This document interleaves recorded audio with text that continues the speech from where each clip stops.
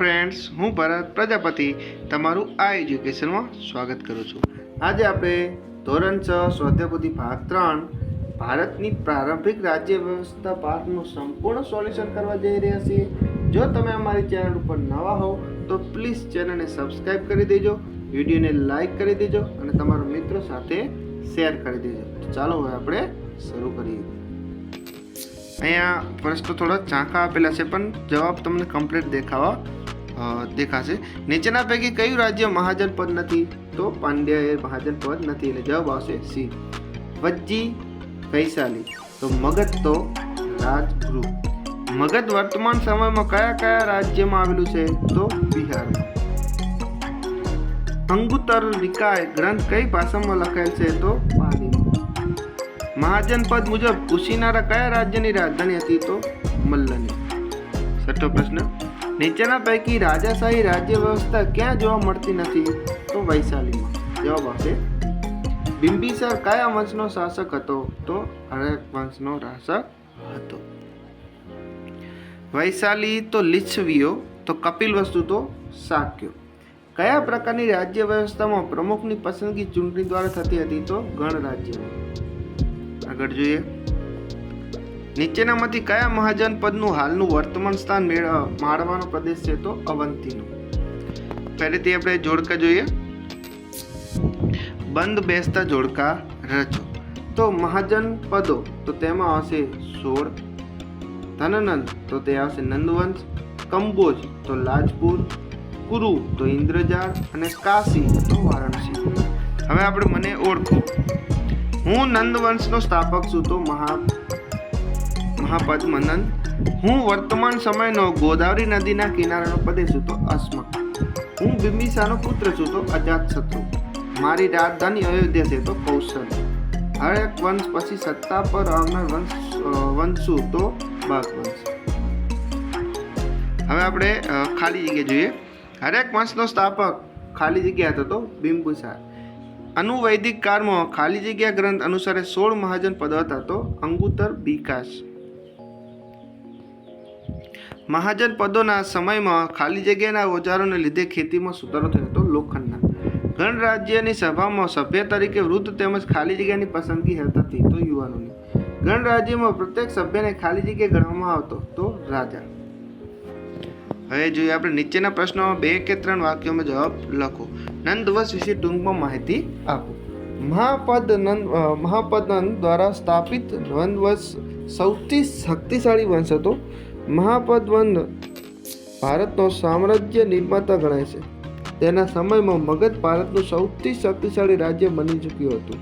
સિકંદરના ભારત પરના આક્રમણ સમયે મગધ પર અન્નવંશનો દાનવંશો નિમાતો રાજા શાસન કરતો હતો। નાગવંશ વિશે જણાવો।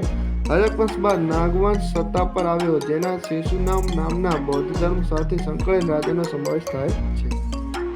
ત્રીજો પ્રશ્ન, ગણરાજ્ય સમયના સમાજ જીવન વિશે ટૂંકમાં માહિતી આપો। ગણરાજ્યનો વહીવટ સભા કરતી સભાના સભ્ય તરીકે વૃદ્ધો અને યુવાનોની પસંદગી થતી। ગણરાજ્યમાં દરેક સભ્ય રાજ ગણાતો, એટલે કે રાજા ગણાતો।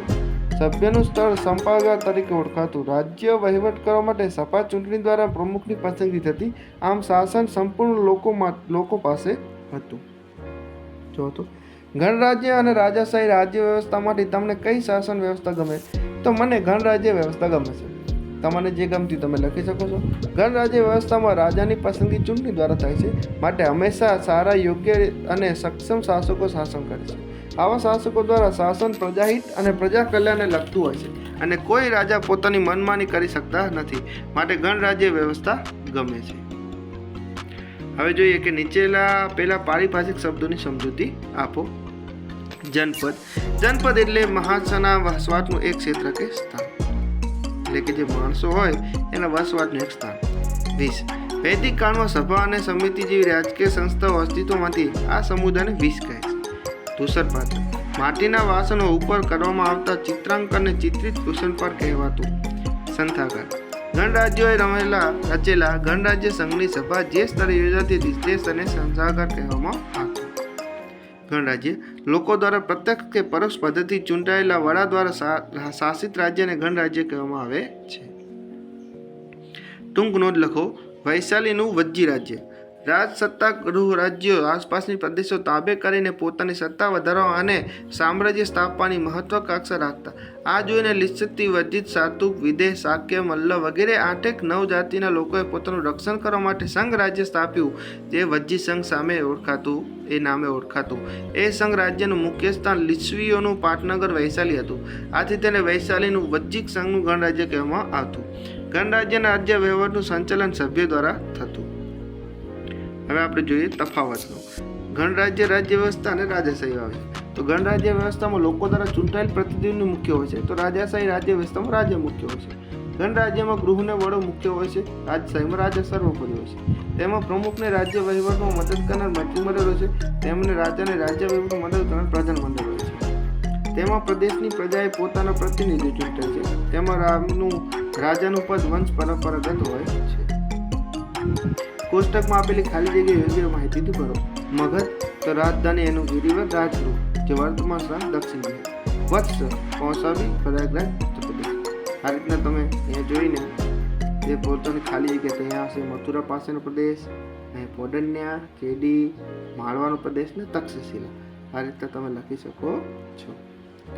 આગળ આપણે ગણરાજ્ય અવસ્થામાં રાષ્ટ્રના સંરક્ષણની જવાબદારી દરેક નાગરિકની હતી, એટલે કે દરેક નાગરિક સૈનિક હતો. વર્તમાન સમયમાં આપણે રાષ્ટ્રના સંરક્ષણ માટે શું કરવું જોઈએ, તો તમારી જાતે તમે લખી શકો છો. તો આપણે અહીંયા જોઈએ કે વર્તમાન સમયમાં રાષ્ટ્રના સંરક્ષણ માટે આપણે દરેક નાગરિકોએ શિક્ષિત અને જાગૃત બનાવવા જોઈએ. દરેક નાગરિકે સ્વદેશી વસ્તુઓનો ઉપયોગ કરવો જોઈએ. જ્યારે પણ દેશ પણ કોનું આફત આવી પડી હોય ત્યારે દરેક નાગરિકોએ તન, મન અને ધનથી સેવા કરવી જોઈએ. આપણે જાતિ, જ્ઞાતિ અને ધર્મ જેવા ભેદભાવના નામે લડવાના બદલે સંપીને રહેવું જોઈએ. દરેક નાગરિકોએ ચૂંટણીમાં પોતાનો અમૂલ્ય વોટ આપી કોઈ પણ પક્ષપાત કર્યા વગર આપવો જોઈએ. આ પ્રકારે દરેક વ્યક્તિને વર્તમાન સમયમાં રાષ્ટ્રના સંરક્ષણ માટે કાર્ય કરવા જોઈએ. તો અહીંયા જે ખાનું આપેલું હતું એમાં મહાજન પદો અને રાજધાનીઓ છુપાયેલી હતી, તે આપણે લખવાની હતી, જે આપણે લખી છે. તમે જાતે પણ ઢૂંઢી શકો છો, એટલે કે ગોતી શકો છો અને નીચે લખવા દેવાના છે. તો હા, તો આપણા પાઠનું સોલ્યુશન. તમે અમારી ચેનલ પર નવા હો તો પ્લીઝ ચેનલને સબસ્ક્રાઈબ કરી દેજો, વિડીયોને લાઇક કરી દેજો, તમારા મિત્રો સાથે શેર કરી દેજો. Thank you.